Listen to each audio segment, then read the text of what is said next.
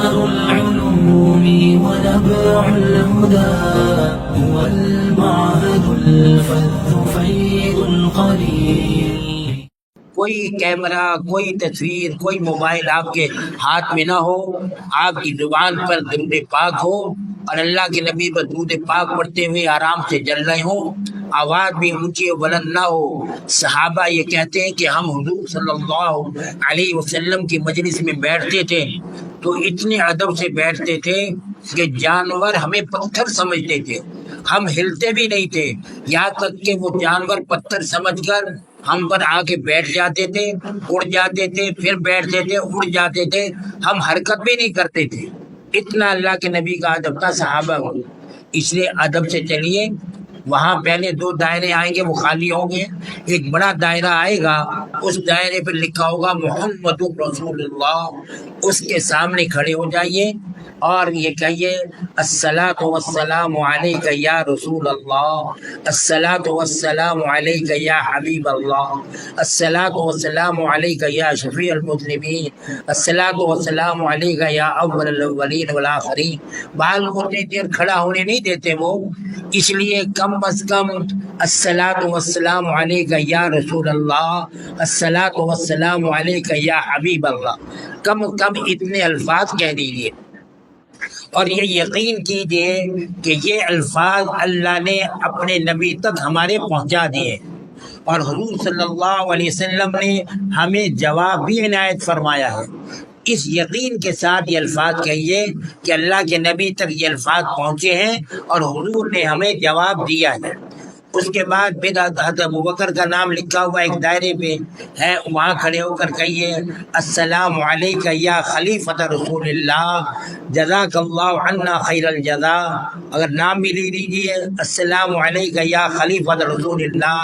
ابا بکر الصدیق جزاک اللہ عنا خیر الجزا، کہ السلام ہو آپ پر اے اللہ کے رسول کے نائب، اور اللہ جل شانہ آپ کو جزا دے بہترین بدلہ. یہ حضرت ابوبکر کے. اور جب حضرت عمر کے پہنچے تو وہاں یہ الفاظ کہیے السلام علیک یا امیر المومنین. ابوبکر کے یہ کہیے یا خلیفۃ رسول اللہ، کیونکہ جب حضرت عمر بیٹھے ہیں خلافت پر، فرمایا کہ میں اللہ کے نبی کا خلیفہ نہیں ہوں، ابوبکر ہی خلیفہ تھے، میں مومنوں کا امیر ہوں. اس لیے وہاں یہ الفاظ کہیے السلام علیک یا امیر المومنین عمر بن الخطاب جزاک اللہ عنا خیر الجزا. یہ کہہ کر ان کو بھی سلام پیش کیجئے. پھر باہر آ کر قبلے کی طرف منہ کر کے دعا کیجئے، انشاءاللہ اللہ دعا قبول فرمائے گا. اور وہاں کوشش کیجئے کہ ریاض الجنہ میں وقت مل جائے، وہاں اللہ کی رحمتیں برستی ہیں اور یہ جنت کا ٹکڑا ہے. اللہ کے نبی نے فرمایا کہ ما بین بیتی و ممبری روضۃ من ریاض الجنہ، میرے گھر اور میرے ممبر کے درمیان جو جگہ ہے یہ جنت کا ٹکڑا ہے. تو بعض علماء نے اس سے یہ مسئلہ اخذ کیا ہے کہ جب انشاءاللہ ہم اس ٹکڑے میں جنت میں داخل ہو گئے،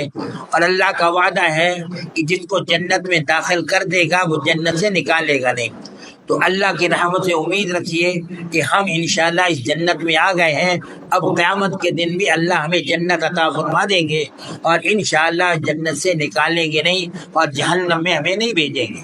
تو اس لیے کوشش کیجئے کہ وہاں جو ہے یہ الفاظ کہیے السلام علیکم، اپنے خوب دعائیں کیجئے حضور پر، وہاں بھی کھڑے ہو کے سلام پیش کیجئے، اللہ سے مانگیے اور یہ سمجھیے کہ ہم الحمدللہ جنت کے ٹکڑے میں ہیں اور انشاءاللہ اللہ اس کی برکت سے کل ہمیں جنت بھی عطا فرما دیں گے. باقی وہاں کی زیارتیں کیجئے، خاص طور پر مسجد قباء جائیے. اللہ کے نبی ہفتے کے دن مسجد قباء جایا کرتے تھے اور فرماتے تھے گھر سے وضو کر کے جو مسجد قباء جائے گا اور 2 رکعت نفل ادا کرے گا اس کو عمرے کا ثواب ملے گا. تو اب آپ کی مرضی ہے، جتنے بھی عمرے کا ثواب لینا ہو وہاں سے گھر سے وضو کر کے جائیے اور جا کر مسجد قباء میں 2 رکعت ادا کیجیے، انشاءاللہ آپ کو عمرے کا ثواب مل جائے گا. تو اللہ کے نبی خود بھی ہفتے کی صبح جایا کرتے تھے. اللہ ہمیں بھی وہاں جا کر نفل پڑھنے کی توفیق عطا فرمائے. وہاں کی تمام زیارتیں کیجیے شہدائے احد پر جائیے، جنت البقیع میں جائیے، وہاں بھی دعا و سلام پیش کیجیے، وہاں السلام علیکم یا اہل القبور، یا اہل بدر، یا اسی طرح بہت سے الفاظ وہاں لکھے ہوئے ہیں، السلام علیکم یا اہل البقیع، وہ جو سلام وہاں لکھا ہوا ہے اس کو سلام کو وہاں پڑھ لیجیے، وہ تمام کو انشاءاللہ سلام پہنچ جائے گا۔ انتم لنا سلف ونحن لکم تبع وإنا ان شاء اللہ بكم لاحقون، نسأل اللہ لنا ولکم العافیہ، یغفر اللہ لنا ولکم ویرحمنا اللہ ایانا وإیاکم۔ یہ دعا وہاں لکھی ہوئی ہے، تو اس لیے یہ دعا جو پڑھ لیں گے، جتنے بقیع میں انشاءاللہ مدفون ہیں سب کو ہمارا سلام پہنچ جائے گا۔ اللہ ہمیں وہ سلام پیش کرنے کی توفیق عطا فرمائے۔ باقی وہاں کی زیارتیں کیجیے، اللہ سے دعا کیجیے، اور ایک کام یہ کیجیے، آخری بات جو عرض کرتا ہوں کہ ہم نے اپنے بزرگوں کو دیکھا کہ 8 دن وہاں ٹھہرتے ہیں، تو 8 دن میں ایک قرآن پاک ختم کر کر اللہ کے نبی کو ثواب پہنچا دیتے ہیں، اور اسی طرح کثرت سے درود پاک اللہ کے نبی پر پڑھتے ہیں، وہاں جہاں سے گنبد نظر آتا ہو وہاں بیٹھتے ہیں اور بیٹھ کر درود پاک پڑھتے رہتے ہیں۔ ایسے بھی اللہ والے ہم نے دیکھے ہیں جو بتلا رہے تھے کہ میں 25,000 دفعہ روزانہ درود پاک پڑھتا ہوں، اور ایسے بھی اللہ والے دیکھے ہیں جو یہ کہتے تھے کہ 60,000 دفعہ روزانہ میں مسجد نبوی میں بیٹھ کر درود پاک پڑھتا ہوں۔ بار اللہ ہمیں جتنی ہمت عطا فرمائے اتنا ہی درود پاک پڑھیے وہاں اللہ کے نبی پر، انشاءاللہ اللہ جل شانہ ہماری دنیا بھی اچھی کر دے گا، آخرت بھی اچھی کر دے گا۔ اللہ ہم سب کو بار بار وہاں جانا نصیب فرمائے، اللہ ہم سب کا خاتمہ ایمان پر فرمائے۔ اللہ کہ نبی نے بتا دیا کہ تتابع الحج والعمرہ، بار بار حج عمرہ کیا کرو، کہ اس سے فقر بھی ختم ہوتا ہے، مال کی کمی بھی ختم ہوتی ہے، اور گناہ بھی معاف ہوتے ہیں۔ اس لیے بار بار حج عمرہ کرنے سے انشاءاللہ ہمیں کبھی فقر لاحق نہیں ہوگا، اور اللہ ہمارے گناہوں کو بھی معاف کر دیں گے۔ اللہ ہمیں اس کی توفیق عطا فرمائے۔ وآخر دعوانا الحمدللہ رب العالمین۔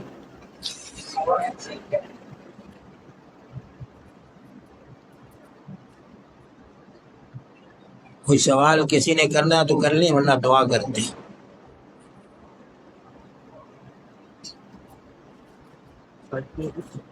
سلام پیش کرنا ہو، ہاں وہاں سلام پیش کرنا ہو تو نام اگر یاد ہو تو وہاں کہیے کہ السلام علیکہ یا رسول اللہ من فلان، مثلا عبد الرحمن نام ہے اس کا، السلام علیکہ یا رسول اللہ من عبد الرحمن من ابی، میرے والد کی طرف سے سلام ہو۔ جس کا بھی کرنا ہو تو من کہہ کے اس کا نام لے لیجئے، تو انشاءاللہ وہ سلام پہنچ جائے گا۔ لیکن اگر آپ کو نام یاد نہ ہو، لوگ اتنے کہتے ہیں جی میرا سلام پیش کرنا، تو پھر یہ کہیے السلام علیکہ یا رسول اللہ علی من اوصانی بصلاتک یا رسول اللہ، اے اللہ کے رسول جن لوگوں نے مجھے وصیت کی ہے سب کی طرف سے آپ کو سلام ہے۔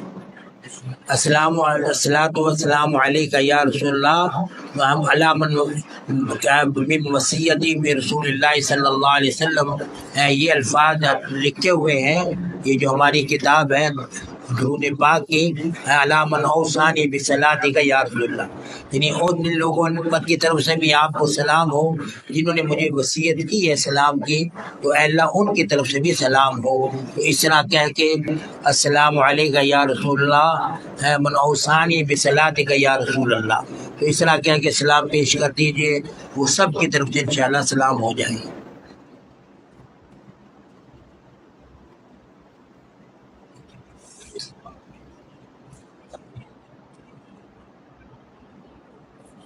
الحمدللہ رب العالمین والصلاة والسلام علی رسولہ الکریم، اللہم صلی علی سیدنا مولانا محمد وعلی آل سیدنا مولانا محمد وبارک وسلم۔ اللہم انت السلام منک السلام، تبارکت یا الجلال والاکرام، استغفر اللہ استغفر اللہ استغفر اللہ الذی لا الہ الا هو الحی القیوم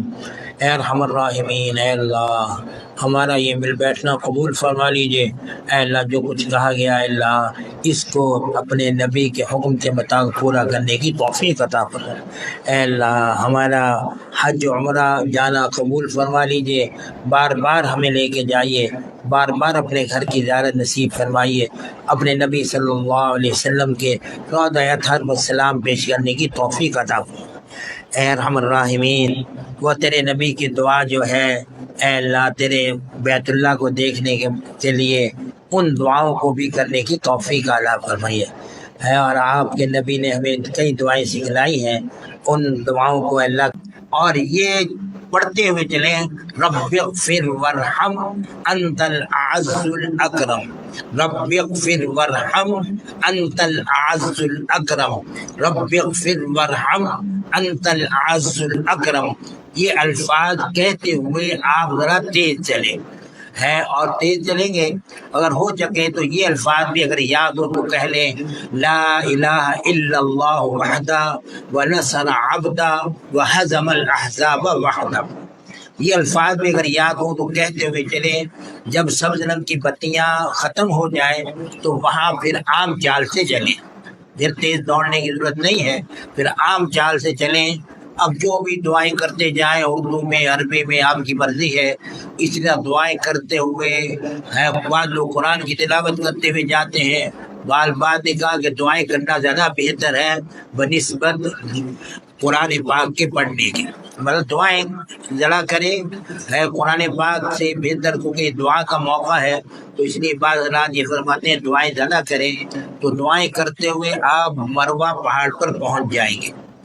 جب مروہ پر پہنچ جائے تو وہاں جا کر بھی کہیں اللہ اکبر لا الہ الا اللہ، اللہ اکبر لا الہ الا اللہ، اللہ اکبر لا الہ الا اللہ کہہ کر پھر دعا کریں اللہ کے حضور۔ وہاں سے بیت اللہ نظر نہیں آتا، البتہ اس رخ پر بیت اللہ کی طرف منہ کر کے دعائیں کریں، انشاءاللہ یہاں بھی دعائیں ہماری قبول ہوگی۔ دعا کرنے کے بعد پھر چوتھا کلمہ پڑھتے ہوئے اب صفا کی طرف چلیں۔ جب آپ مروہ پر پہنچ گئے یہ ایک چکر آپ کا ہو گیا۔ بعض لوگ غلطی کرتے ہیں، وہ سمجھتے ہیں کہ جس طرح طواف میں پورا گھوم کر حجر اسود پر آتے ہیں اسی طرح گویا وہ سمجھتے ہیں کہ ایک چکر پورا ہوگا، تو وہ سمجھتے ہیں کہ صفا سے جب مروہ اور مروہ سے جب صفا پر آئیں گے تب ایک چکر ہوگا۔ بہت سے لوگ ایسی غلطی کرتے ہیں، یہ غلطی نہ کیجیے۔ مروہ پر آپ پہنچ گئے تو ایک چکر آپ کا ہو گیا۔ اب یہاں سے آپ چلیں گے صفا کی طرف چوتھا کلمہ پڑھتے ہوئے اور اس کے بعد دعائیں کرتے ہوئے، پھر میلین اخضرین جب آئے گا وہاں پھر ذرا تیز دوڑتے ہوئے رب اغفر وارحم انت الاعز الاکرم، رب اغفر وارحم انت الاعز الاکرم، رب اغفر وارحم انت الاعز الاکرم کہتے ہوئے ذرا تیز چلیں، اور لا الہ الا اللہ وحدہ ونصر عبدہ وہزم الاحزاب وحدہ۔ اللہ کے سوا کو معبود نہیں، اس نے اپنے بندے کی مدد کی ہے تن و تنہا، اور تمام لشکروں کو اس نے شکست دی ہے۔ تو یہ اس کا مطلب ہے۔ اور رب اغفر وارحم، اے میرے رب مجھے معاف فرما دے، مجھ پر رحم فرما دے، آپ ہی عزت والے ہیں، وانت العز الاکرم، اور آپ ہی قوت والے ہیں۔ تو یہ لفظ کا ترجمہ یہی ہے۔ تو اس لیے یہ کہتے ہوئے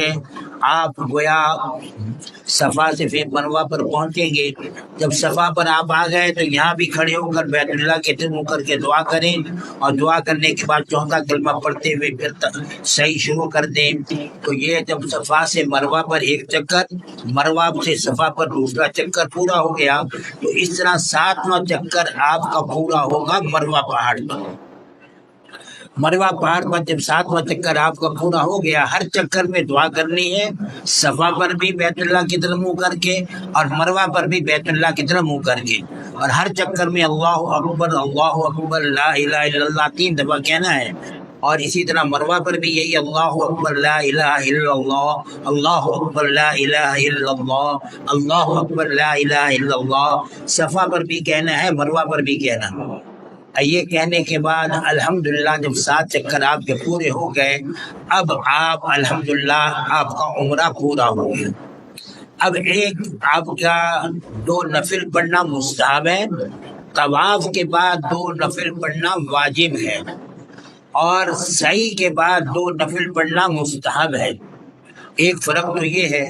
اور دوسرا فرق یہ ہے کہ طواف بغیر وضو کے نہیں ہوتا، لیکن سعی بغیر وضو کے ہو جاتی ہے۔ یعنی اگر کسی کا وضو ٹوٹ گیا اور اس نے بغیر وضو کے سعی کے چکر پورے کر لیے، اس کی سعی ہو گئی، دوبارہ وہ کرنی نہیں پڑے گی۔ لیکن طواف میں اگر وضو ٹوٹ جائے تو وہ طواف نہیں ہوتا جب تک دوبارہ وضو نہ کر لیا جائے۔ تو بہرحال یہ 2 نفل جو ہے بعض لوگ مروہ پہاڑ پر پڑھتے ہیں،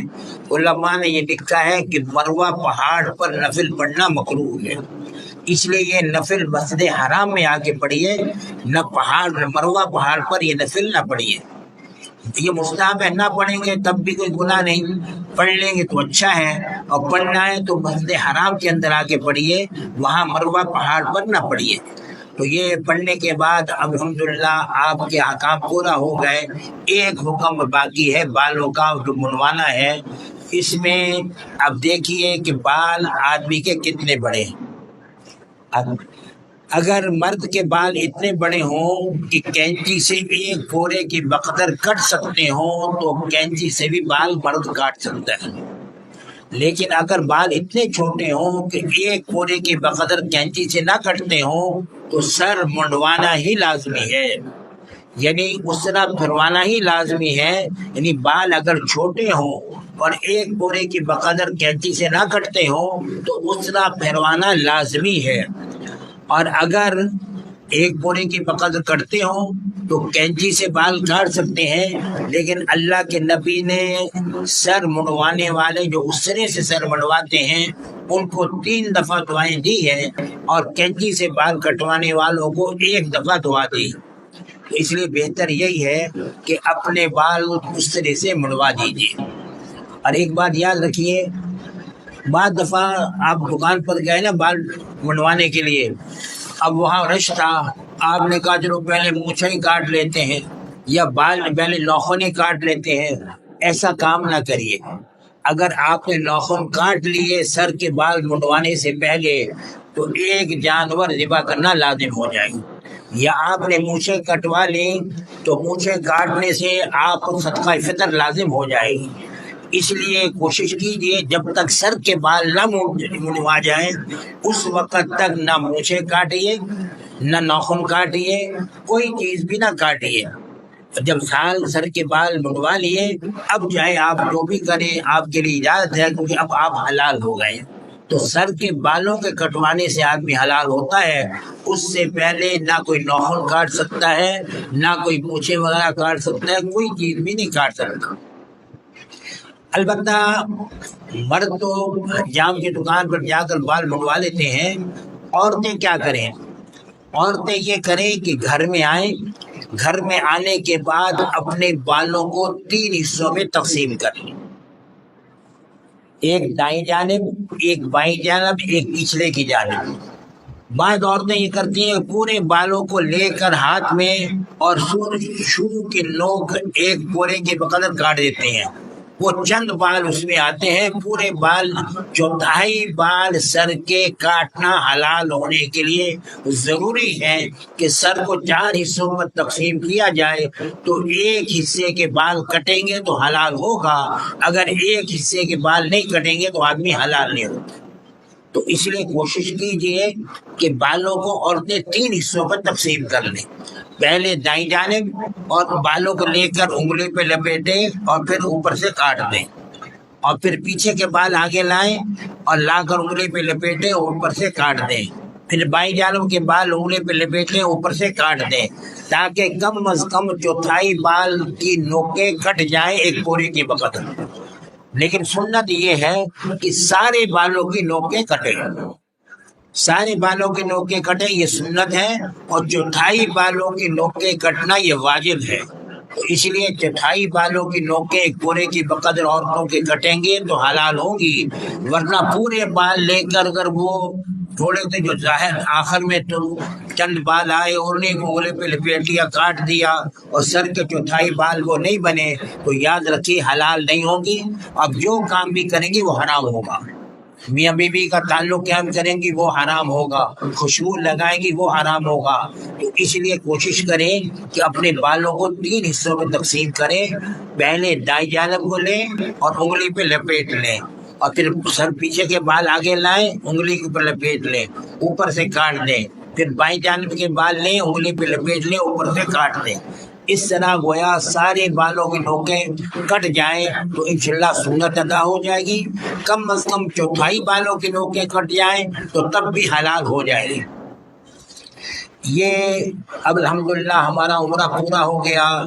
جب تک آپ وہاں حرم میں ہیں مسجد میں نمازیں ادا کیجیے، 1 لاکھ نماز کا ثواب ہے وہاں کی زیارتیں کیجیے۔ اللہ جل شانہ ہمیں وہاں زیادہ سے زیادہ عبادت کی توفیق عطا فرمائے۔ اب یہ اس کے بعد حج کے احکام جو ہیں یاد رکھیے، 8 تاریخ 8 ذی الحج سے احکام حج کے شروع ہوتے ہیں۔ 8 تاریخ کو ذی الحج کی 8 تاریخ کو صبح فجر کی نماز مکہ مکرمہ میں ادا کیجیے۔ مکہ مکرمہ میں ادا کرنے کے بعد تقریباً آپ ویسے علماء نے لکھا ہے کہ حتیم میں آ کے احرام باندھے، لیکن اب یہ ممکن نہیں ہے۔ بعد نے کہا کہ مسجد حرام میں آ کر احرام باندھے، لیکن بہتر یہی ہے اس وقت کیونکہ وہاں یہ ممکن نہیں ہوگا تو اپنے ہوٹل میں ہی احرام باندھ لیجیے۔ اپنے ہوٹل میں احرام باندھ کر اب اگر ہو سکتا ہو تو آپ مسجد حرام میں آ جائیے، آ کر 2 نفل ادا کیجیے، اور 2 نفل ادا کرنے کے بعد پھر وہی پہلی رکعت میں قل یا ایھا الکافرون اور دوسری میں قل ھو اللہ احد پڑھیے، اور پھر وہی نیت کیجیے حج کی، اے اللہم انی ارید الحج فیسرہ لی فتقبلہ منی۔ پھر تلبیہ کہیے 3 دفعہ، لبیک اللہم لبیک لبیک لا شریک لک لبیک ان الحمد والنعمت لک والملک لا شریک لک۔ یہ اب آپ کا حج کا احرام بن گیا۔ یہ 3 کام کر لیے نا، چادریں باندھ لی، نیت کر لی، تلبیہ کہہ لیا، اب آپ کا حج کا احرام الحمدللہ بن گیا۔ اگر کوئی اس صورت میں طواف کرے بیت اللہ کا ہو، حج کا احرام باندھنے کے بعد، نیت کرنے کے بعد اور طواف کرنے کے بعد وہ سعی بھی کر لے اس طواف کے ساتھ، تو اس صورت میں اس کو طواف زیارت کے بعد صحیح نہیں کرنی پڑے گی۔ قران والا جو ہے وہ طواف قدوم کے ساتھ صحیح کر لے تو وہ مستحب ہے، اس کے لیے بہتر یہی ہے قران والے کے لیے کہ طواف قدوم کے ساتھ وہ صحیح کر لے۔ لیکن یہ متمتع جو ہے، تمتع کرنے والا، اگر اس نے حج کا احرام باندھ لیا، باندھ کے بیت اللہ میں آ کر اس نے طواف نفل کر لیا، اور نفلی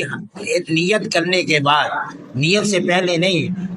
حج کی نیت کرنے کے بعد اگر اس نے طواف نفلی کر لیا اور نفلی طواف کے بعد پھر اس نے سعی بھی کر لی، تو اس کو طواف زیارت کے بعد سعی نہیں کرنی پڑے گی۔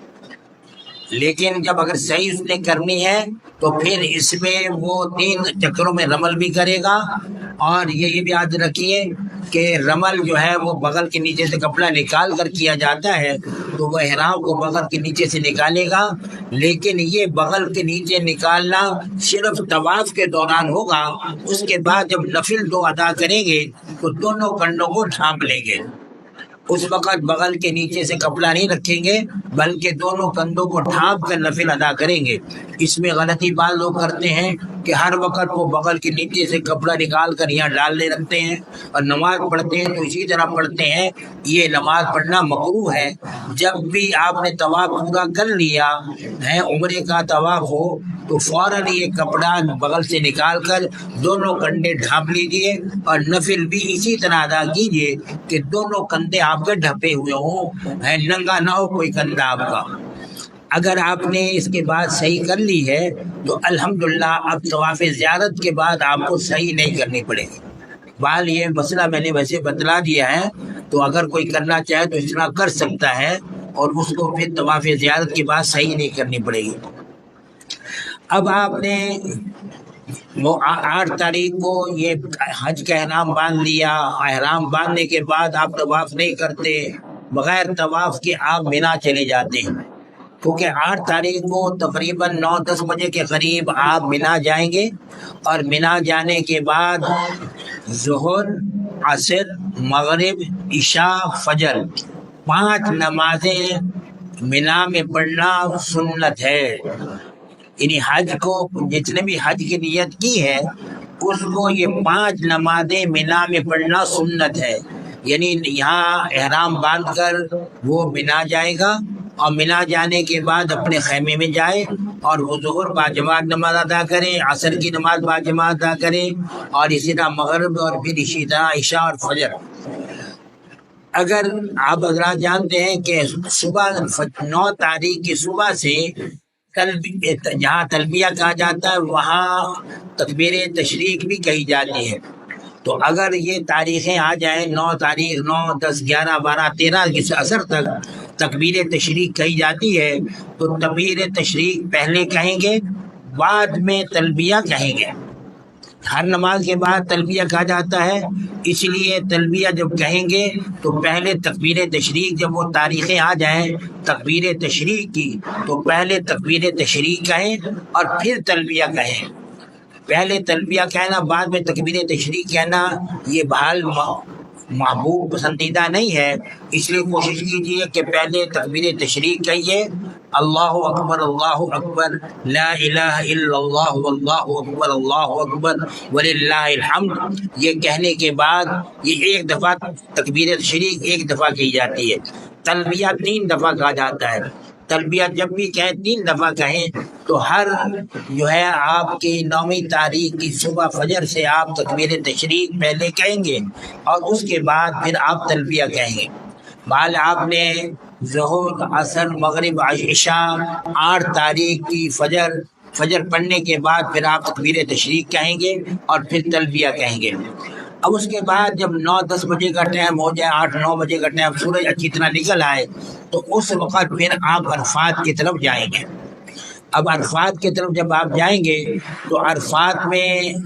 گاڑیاں وغیرہ میں تقریباً آپ کوشش کریں کہ دن کے 12 بجے تک زوال سے پہلے عرفات پہنچ جائیں،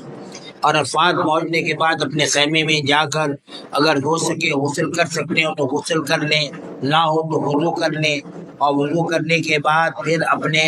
خیمے میں آپ ظہر کی نماز پڑھیں گے۔ مسجد جو وہاں کی مسجد ہے اپنے عرفات کی، اس مسجد میں نہ جائیے نماز پڑھنے کے لیے، اس میں کئی مسائل پیدا ہوتے ہیں، بعض دفعہ جان کا خطرہ بھی ہو جاتا ہے، اس لیے کوشش کیجیے کہ وہاں نہ جائیے اور اپنے خیمے میں نماز پڑھیے۔ اپنے خیمے میں آپ ظہر کی نماز ظہر کے وقت میں پڑھیں گے اور عصر کی نماز عصر کے وقت میں پڑھیں گے۔ تو ظہر کی نماز پڑھ کر پھر اللہ سے دعائیں کیجیے، خوب اللہ سے روئیے، اور کھڑے ہو کر دعا جب بھی کیجیے کوشش کیجیے کہ کھڑے ہو کر دعا کریں۔ اللہ کے نبی صلی اللہ علیہ وسلم کیونکہ اونٹنی پر سوار تھے، آپ نے اونٹنی پر دعائیں کی تھی، لیکن آپ صحابہ کھڑے ہو کر دعائیں کر رہے تھے، اس لیے کھڑے ہو کر دعائیں کیجیے۔ جب بھی تھک جائیں تو بیٹھ جائیں، اور جب بیٹھ کر تھوڑی دیر آرام آ جائے پھر کھڑے ہو جائیے، پھر کھڑے ہو کر دعائیں کیجیے، قبلہ رخ ہو کر دعائیں کیجیے، اللہ سے خوب مانگیے۔ یہی وہ جگہ ہے جہاں انشاءاللہ اللہ ہمیں اپنا رحم فرما دیں گے۔ اللہ کے نبی صلی اللہ علیہ وسلم نے فرمایا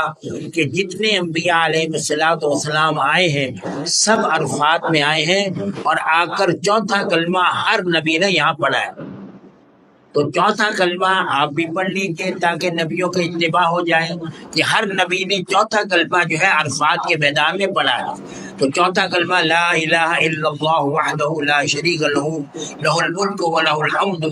وهو بعد میں وهو حي لا يموت ابدا ابدا ذو الجلال والاکرام بیدک الخیر انک علی کل شیء قدیر۔ یہ 4تھا کلمہ کم از کم ایک تسبیح اس کی ضرور کہہ لیجیے۔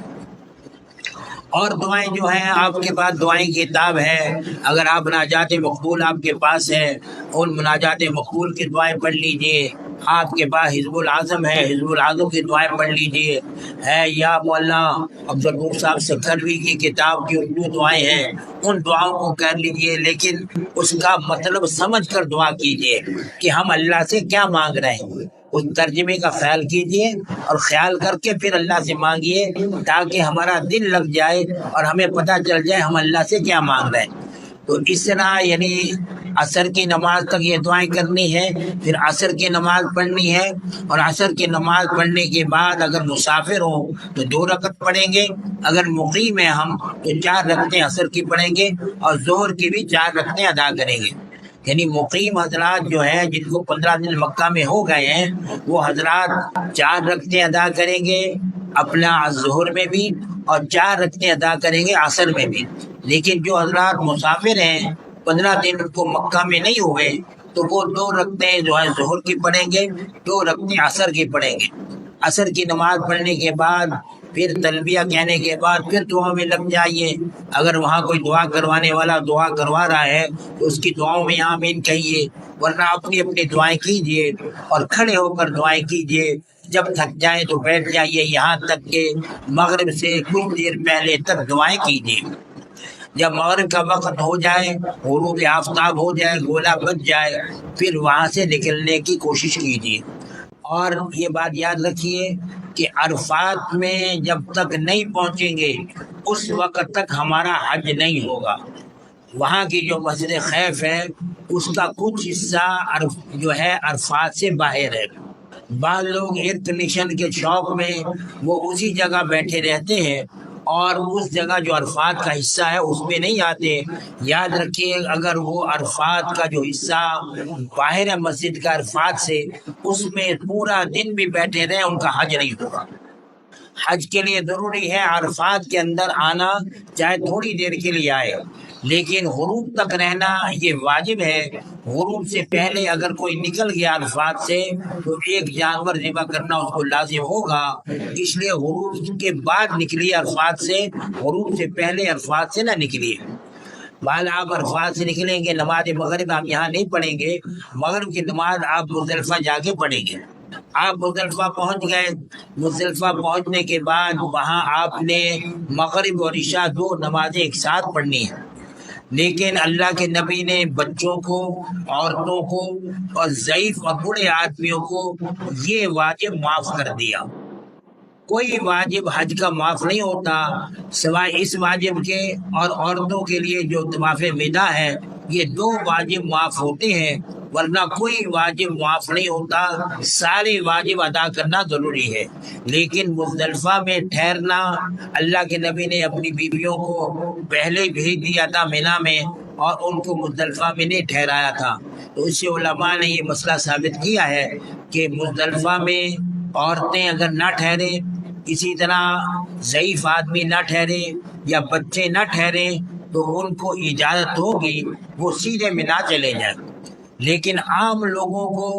حکم یہی ہے کہ وہ مزدلفہ میں ٹھہریں گے اور ٹھہر کر پہلے وہ نماز پڑھیں گے مغرب کی، 1 اذان اور 1 تکبیر کے ساتھ، یعنی 1 اذان ہوگی اس کے بعد 1 تکبیر ہوگی مغرب کی، تو 3 رکعت مغرب کی پڑھنے کے بعد تکبیر تشریق کہیں گے، پھر تلبیہ کہیں گے، پھر عشاء کی نماز ادا کریں گے بغیر تکبیر کے، پھر عشاء کی نماز ادا کرنے کے بعد پھر پہلے 2 رکعت سنت مغرب کی پڑھیں گے اور پھر 2 سنت عشاء کی اور پھر 3 وتر پڑھیں گے عشاء کی۔ یہ ترتیب یاد رکھیے۔ 1 اذان ہوگی، وہاں 2 نمازیں، راستے میں نماز پڑھنے کی اجازت نہیں ہے۔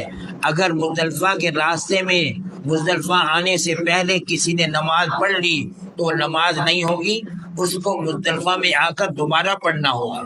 تو مزدلفہ پہنچ کر 1 اذان کہیں گے، اذان کہنے کے بعد 1 تکبیر کہیں گے اور مغرب کی 3 رکعتیں ادا کریں گے، اس کے بعد بغیر تکبیر کے عشاء کی نماز ادا کریں گے، اور عشاء کی نماز ادا کرنے کے بعد اگر مسافر ہوگا تو 2 رکعتیں ادا کرے گا، مقیم ہوگا تو 4 رکعتیں عشاء کی ادا کرے گا، پھر 2 رکعت سنت مغرب کی ادا کریں گے، پھر 2 رکعت عشاء کی ادا کریں گے، پھر وتر ادا کریں گے، اور پھر اس کے بعد رات وہی مزدلفہ میں ٹھہرنا ہے۔ بڑی بابرکت رات ہے، دعائیں کیجیے اللہ کے حضور، جتنا ہو سکے اللہ سے مانگیے ہے، اور کوشش کیجیے کہ یہ دعا ہماری قیمتی، یہ رات قیمتی بن جائے۔ تو ہم جب صبح ہو جائے تو صبح صادق میں اول وقت میں فجر کی نماز ادا کی جاتی ہے مزدلفہ میں، یعنی صبح صادق ہوتے ہی فجر کی نماز جو ہے ادا کرنا یہاں سنت ہے اللہ کے نبی کہ اللہ کے نبی نے صبح صادق کے فوراً بعد فجر کی نماز یہاں ادا کی تھی، اس لیے صبح صادق کے فوری بعد فجر کی پہلے 2 سنتیں ادا کیجیے، پھر 2 رکعت فرض ادا کیجیے، اس کے بعد یہ وقت سورج کے طلوع سے کچھ پہلے تک یہ وقت جو ہے ساری دعاؤں کا ہے، لیکن اگر 5-7 منٹ بھی یہاں ٹھہر گئے تو واجب ادا ہو گیا، لیکن کوشش کیجیے کہ لمبی دعائیں کیجیے تاکہ سورج نکلنے سے کچھ دیر پہلے وہاں سے ہم نکلے ہیں اتنی دیر دعاؤں میں لگے رہیے، اللہ جل شانہ سے مانگتے رہیے، انشاءاللہ یہ اللہ جل شانہ یہ رات میں مزدلفہ میں ٹھہرنا سنت ہے، فجر صبح صادق کے بعد ٹھہرنا واجب ہے، چاہے تھوڑی دیر کے لیے ٹھہرے، اور فجر صبح صادق کے بعد ٹھہرنا واجب ہے، اگر صبح صادق کے بعد کوئی ٹھہر گیا تو وجوب ادا ہو گیا اس کا، تو اس لیے یہاں دعائیں کر کر سورج نکلنے سے ذرا پہلے یہاں سے ہم نے مینا کی طرف جانا ہے۔ اب مینا میں جب پہنچیں گے تو مینا میں اس دن سورج صبح صادق کے بعد سورج نکلنے سے بعد جو ہے ہم نے وہاں جا کے رمی کرنی ہے، صرف ایک جمرہ کی جو آخری جمرہ ہے اس کی جمرہ عقبہ جس کو کہتے ہیں اس کی رمی کرنی ہے، یعنی اس کو پتھر مارنے ہیں۔ یہ مزدلفہ سے 70 پتھر گن کے لے لیجیے، 70 پتھروں کو لے کر علماء فرماتے دھو لیجیے تاکہ کہیں کسی نے پیشاب وغیرہ وہاں کیا ہو تو وہ پتھر جو ہے صاف ہو جائیں، پاک ہو جائیں، تو اس لیے بہتر یہ ہے کہ 70 پتھر وہاں سے اٹھا لیجیے اور اٹھا کر ان کو دھو کر اپنے پاس رکھ لیجیے، اور 7 پتھر آپ وہاں جب پہنچیں گے مینا میں اور جمرات پر جب پہنچیں گے تو 7 پتھر ہاتھ میں رکھیے، زیادہ پتھر نہ رکھیے تاکہ آپ کو پتا ہو کہ 7 ہی پتھر ہم نے مارے ہیں اور زیادہ نہیں مارے، اس لیے 7 پتھر ہاتھ میں رکھیے اور رکھ کر پہلا جمرہ چھوڑ دیجیے، دوسرا جمرہ چھوڑ دیجیے، تیسرا جمرہ جو ہے جمرہ عقبہ اس کو کہتے ہیں، وہاں پہنچیے، وہاں پہنچ کر اس طرح کھڑے ہو جائیے کہ آپ بیت اللہ جو ہے آپ کے وہ بائیں ہاتھ ہو اور مینا دائیں ہاتھ ہو، اس طرح کھڑے ہو جائیے، اور کھڑے ہو کر اپنے یہ انگلی اور انگوٹھے سے پکڑ کر کہیے بسم اللہ اللہ اکبر رغما للشیطان رضا للرحمن، یہ کہہ کے ایک پتھر پھینک دیجیے، پھر دوبارہ کہیے بسم اللہ اللہ اکبر رغما للشیطان ورضا للرحمن، اللہ کے نام سے میں یہ کرتا ہوں جو بہت بڑا ہے شیطان کو ذلیل کرنے کے لیے، اللہ کو راضی کرنے کے لیے، تو یہ اس کا مطلب ہے۔ تو آپ ہر پتھر پر یہ الفاظ کہیں گے بسم اللہ اللہ اکبر رغما للشیطان ورضا للرحمن، لیکن ایک بات یاد رکھیے کہ جب پہلا پتھر مارنے سے پہلے ہی تلبیہ کہنا بند کر دیں، تلبیہ کا آخری وقت یہ پتھر مارنے تک ہے، اس سے پہلے آپ تلبیہ پڑھتے رہیں، جب آپ پتھر مارنے کے لیے آئیں راستے میں تلبیہ پڑھتے رہیں، لیکن جب آپ پتھر مارنا شروع کریں گے تو پتھر مارنے سے پہلے تلبیہ بند کر دیں، اب تلبیہ ختم، اب اس کے بعد تلبیہ نہیں کہا جائے گا، تو اس لیے یہاں آپ پہلا پتھر ماریں گے اور یہ پتھر اس دائرے کے اندر گرنا ضروری ہے، اگر دائرے کے اندر نہ گرا تو اس پتھر کا اعتبار نہیں ہوگا، تو کوشش کیجئے کہ ہمارے پتھر دائرے کے اندر گر جائے۔ پتھروں کی علماء نے کیا چنے کی جب مقدار ہو یا گٹھلی کی مقدار ہو، کھجور کی گٹھلی کی مقدار، اتنا بڑا پتھر لیجئے، اس سے بڑا پتھر نہ لیجئے۔ اور پھر اللہ ہمیں معاف فرمائے، مجھے یاد ہے 84 میں عمرہ اور حج کرنے گیا تھا، تو وہاں ایک آدمی، اس وقت تو یہ اب بنا ہوا نہیں تھا جو آج بنے ہوئے کئی منزل، تو ایک آدمی کو دیکھا کہ وہ شیطان کے اوپر چڑھ کر جوتے سے اس کو مار رہا تھا، تو یہ تو بے وقوفی کی باتیں ہیں، تو اس لیے یہ تو اللہ کا حکم پورا کرنا ہے، یہ اللہ کا حکم پورا کر رہے ہیں تو انشاءاللہ شیطان کو تکلیف ہو رہی ہوگی، وہ اللہ کا حکم سمجھ کے ہم نے پورا کرنا ہے، اس لیے ہر پتھر پر یہ دعا پڑھیے بسم اللہ اللہ اکبر رغما للشیطان ورضا للرحمن۔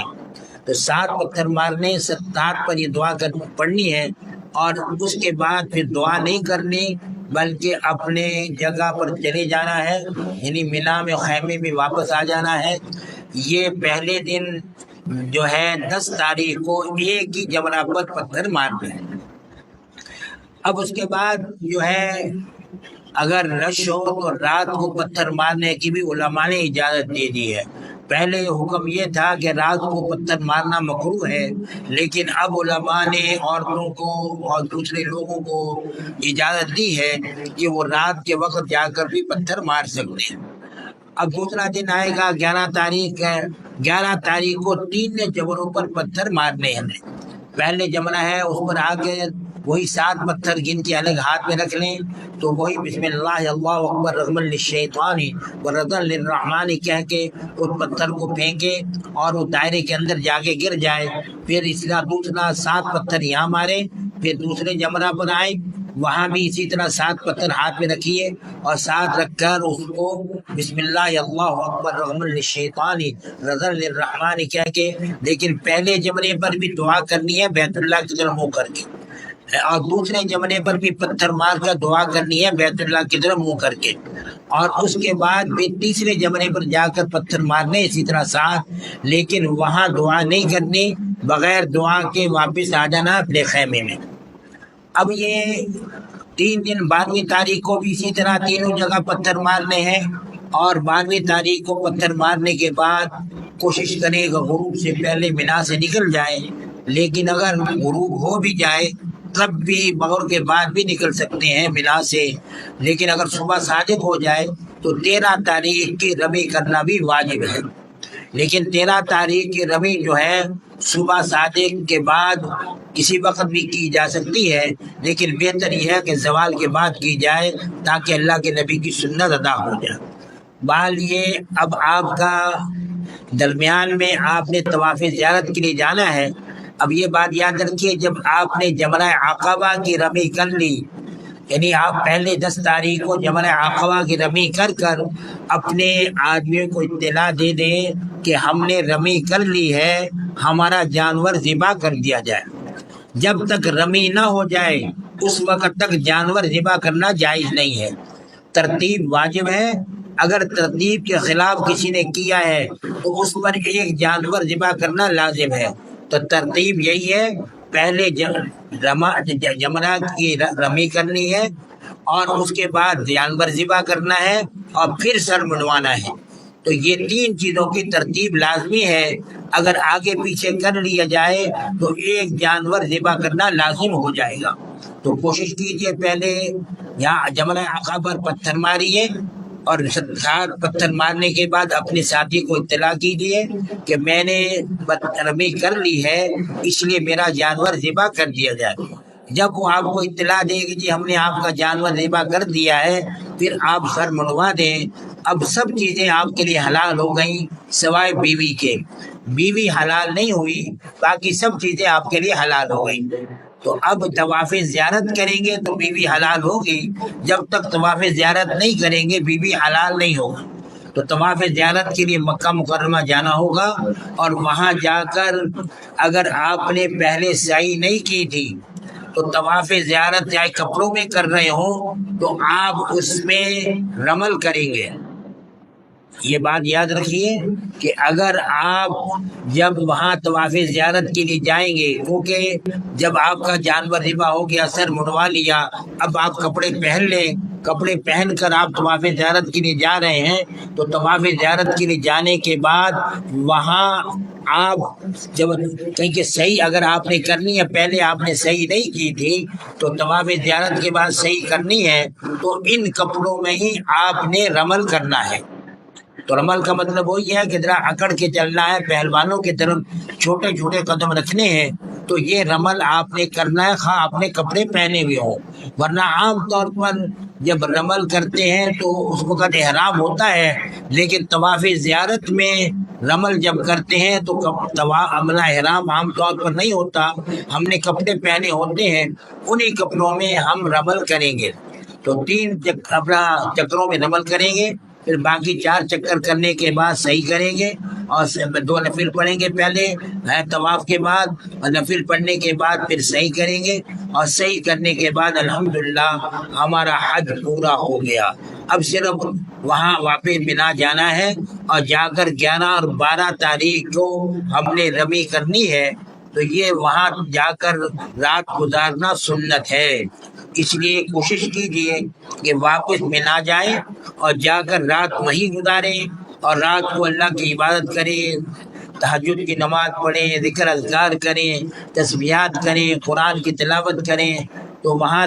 جو ہے یہ اپنا طواف زیارت کر کے واپس آپ جائیں مینا میں، اور رات وہیں گزارنا سنت ہے۔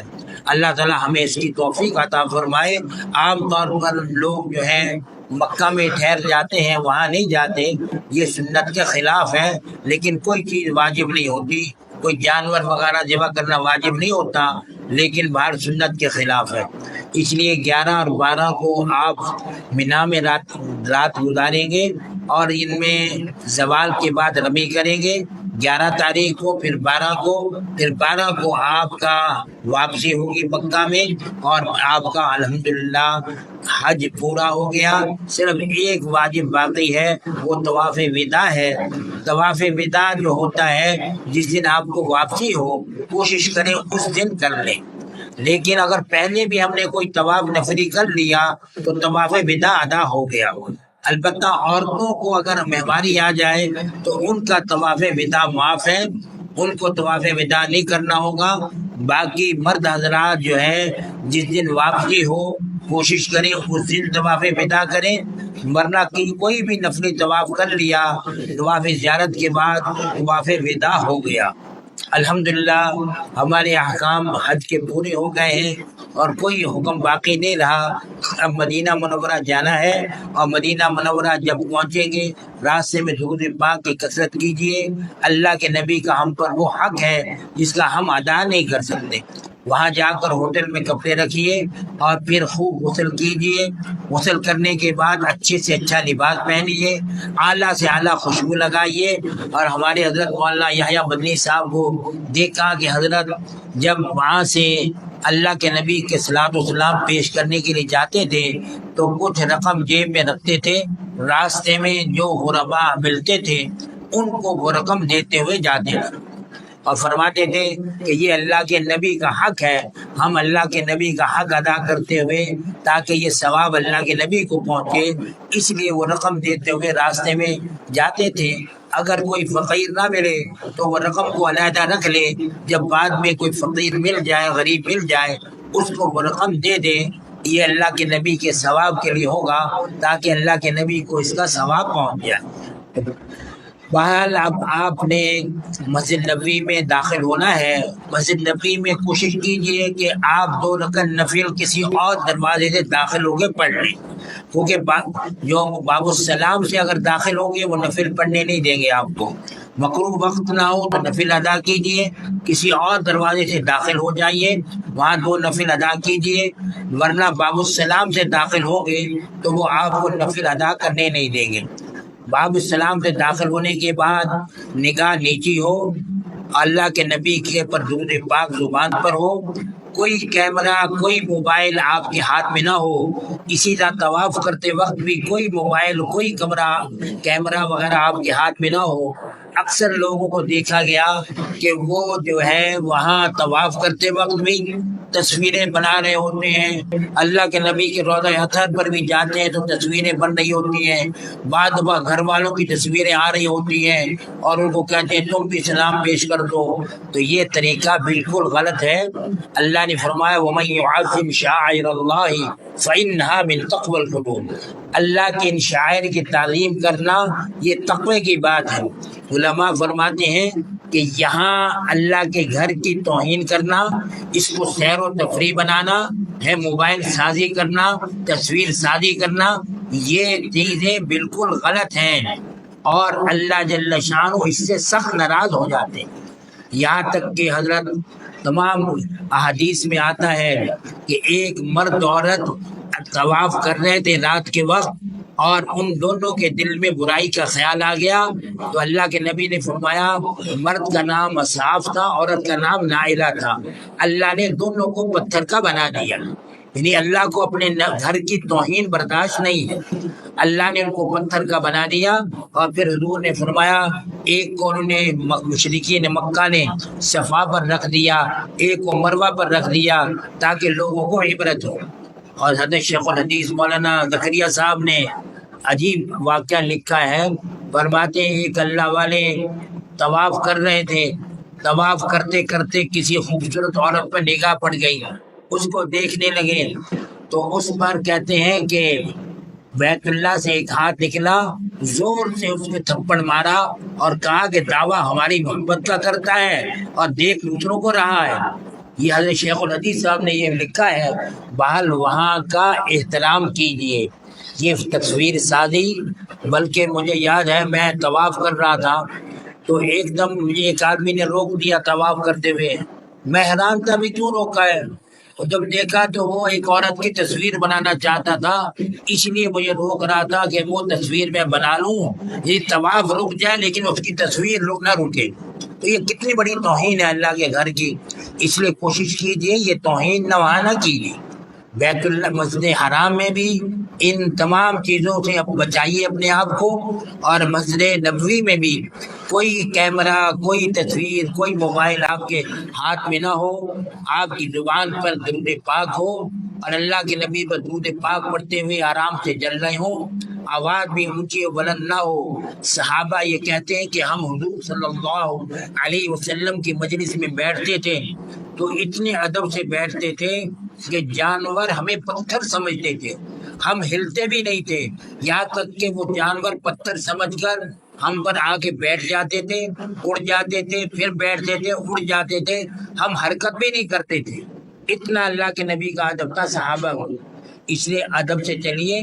وہاں پہلے دو دائرے آئیں گے، وہ خالی ہوں گے، ایک بڑا دائرہ آئے گا، اس دائرے پر لکھا ہوگا محمد رسول اللہ، اس کے سامنے کھڑے ہو جائیے اور یہ کہیے الصلاۃ والسلام علیک یا رسول اللہ، الصلاۃ والسلام علیک یا حبیب اللہ، الصلاۃ والسلام علیک یا شفیع المذنبین، الصلاۃ والسلام علیک یا اول الاولین والآخرین۔ بعض اتنی دیر کھڑا ہونے نہیں دیتے وہ، اس لیے کم از کم الصلاۃ والسلام علیک یا رسول اللہ، الصلاۃ والسلام علیک یا حبیب اللہ، کم از کم اتنے الفاظ کہہ دیجیے۔ اور یہ یقین کیجئے کہ یہ الفاظ اللہ نے اپنے نبی تک ہمارے پہنچا دیے، اور حضور صلی اللہ علیہ وسلم نے ہمیں جواب بھی عنایت فرمایا ہے۔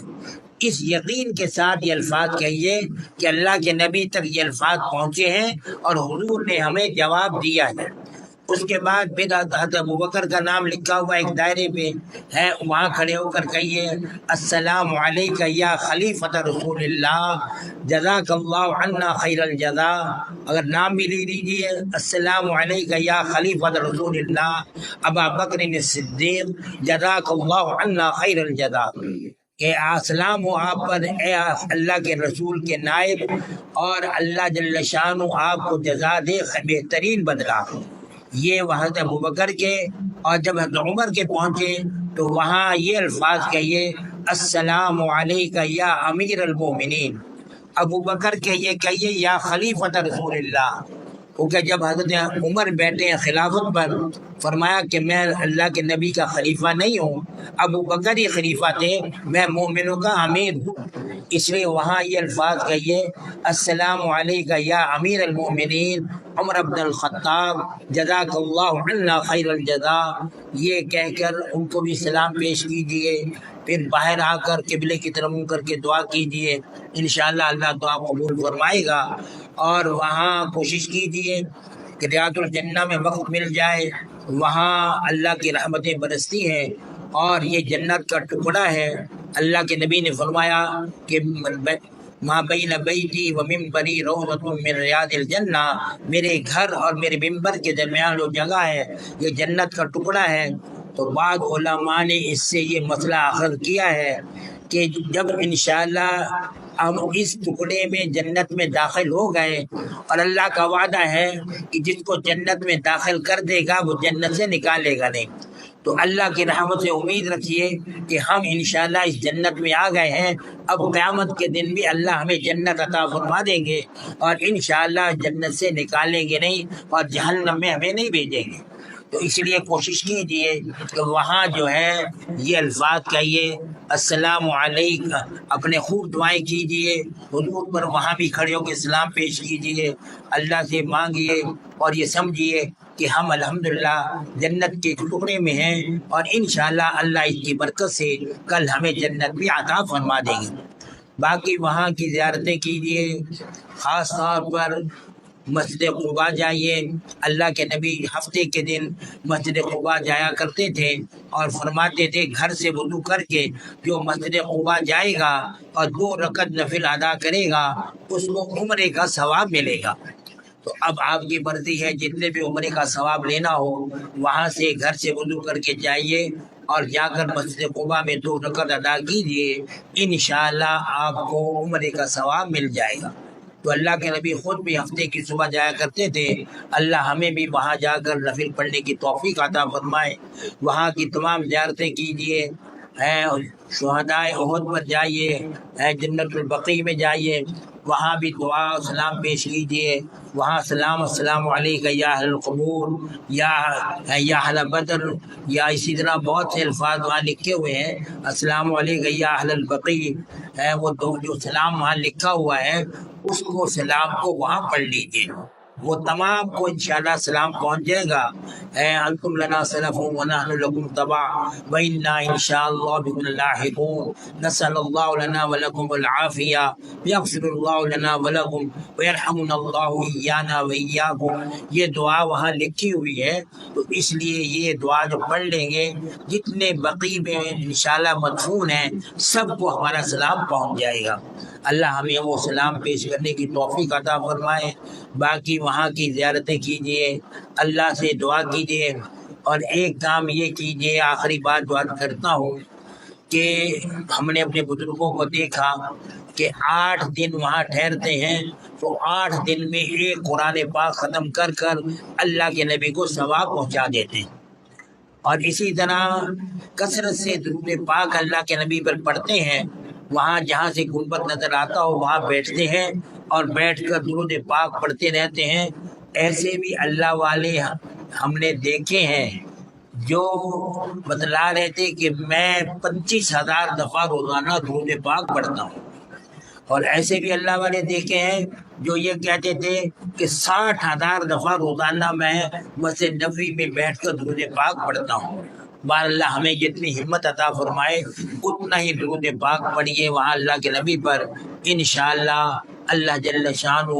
ہماری دنیا بھی اچھی کر دے گا، آخرت بھی اچھی کر دے گا۔ اللہ ہم سب کو بار بار وہاں جانا نصیب فرمائے، اللہ ہم سب کا خاتمہ ایمان پر فرمائے۔ اللہ کہ نبی نے بتا دیا کہ تتابع الحج والعمرہ، بار بار حج عمرہ کیا کرو، کہ اس سے فقر بھی ختم ہوتا ہے، مال کی کمی بھی ختم ہوتی ہے، اور گناہ بھی معاف ہوتے ہیں۔ اس لیے بار بار حج عمرہ کرنے سے انشاءاللہ ہمیں کبھی فقر لاحق نہیں ہوگا، اور اللہ ہمارے گناہوں کو بھی معاف کر دیں گے۔ اللہ ہمیں اس کی توفیق عطا فرمائے۔ وآخر دعوانا الحمدللہ رب العالمین۔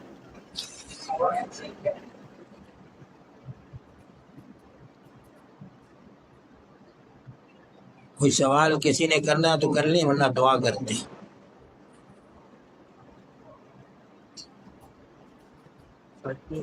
کسی کا سلام پیش کرنا ہوگی؟ ہاں، وہاں سلام پیش کرنا ہو تو نام اگر یاد ہو تو وہاں کہیے کہ السلام علیکم یا رسول اللہ من فلان، مثلا عبد الرحمن نام ہے اس کا، السلام علیکم یا رسول اللہ من عبد الرحمن من ابی، میرے والد کی طرف سے سلام ہو، جس کا بھی کرنا ہو تو من کہہ کے اس کا نام لے لیجئے، تو انشاءاللہ وہ سلام پہنچ جائے گا۔ لیکن اگر آپ کو نام یاد نہ ہو، لوگ اتنے کہتے ہیں جی میرا سلام پیش کرنا، تو پھر یہ کہیے السلام تو والسلام علیک یا رسول اللہ علی من اوصانی بصلاتک یا رسول اللہ، اے اللہ کے رسول جن لوگوں نے مجھے وصیت کی ہے سب کی طرف سے آپ کو سلام ہے۔ السلام علیک یا رسول اللہ علی من وصیتی برسول اللہ صلی اللہ علیہ وسلم، یہ الفاظ لکھے ہوئے ہیں، یہ جو ہماری کتاب ہے درود پاک کی، علی من اوصانی بصلاتک یا رسول اللہ، یعنی ان لوگوں کی طرف سے بھی آپ کو سلام ہو جنہوں نے مجھے وصیت کی ہے سلام کی، تو اے اللہ ان کی طرف سے بھی سلام ہو۔ تو اس طرح کہہ کے السلام علیک یا رسول اللہ من اوصانی بصلاتک یا رسول اللہ، تو اس طرح کہہ کے سلام پیش کر دیجئے، وہ سب کی طرف سے انشاءاللہ سلام ہو جائیں گے۔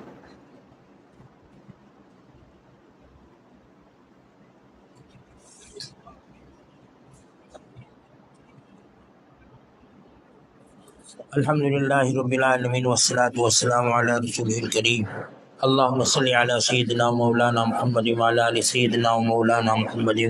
وبارک وسلم، اللہم انت السلام منک السلام تبارک الجلال والاکرام، استغفر اللہ استغفر اللہ استغفر اللہ الذی لا الہ الا هو الحی القیوم۔ اے ارحم الراحمین، اے اللہ ہمارا یہ مل بیٹھنا قبول فرما لیجئے، اے اللہ جو کچھ کہا گیا اے اللہ اس کو اپنے نبی کے حکم کے مطابق پورا کرنے کی توفیق عطا فرما، اے اللہ ہمارا